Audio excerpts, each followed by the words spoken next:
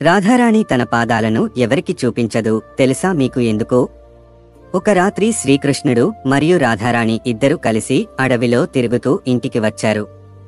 అప్పుడు అకస్మాత్తుగా శ్రీకృష్ణుడు రాధారాణి పాదాలపై ధూళి ఎక్కువగా ఉండటం చూశాడు. వెంటనే శ్రీకృష్ణుడు యమునా నది దగ్గరకు తీసుకువచ్చే రాధారాణిని తన పాదాలను శుభ్రం చేసుకోవాలని చెప్పాడు.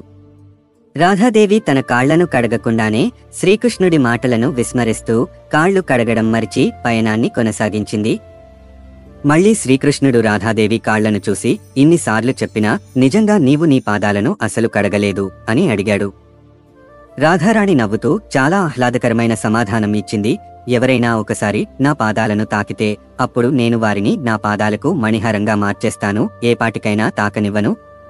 అందుకే ఎప్పుడూ ఈ ధూళిని కూడా తొలగించలేను అని సమాధానం ఇచ్చాడు. ఆ సమయంలో శ్రీకృష్ణుడు ఒక చిన్న చిరునవ్వుతో వెంటనే రాధాదేవి కళ్ళు పట్టుకున్నాడు.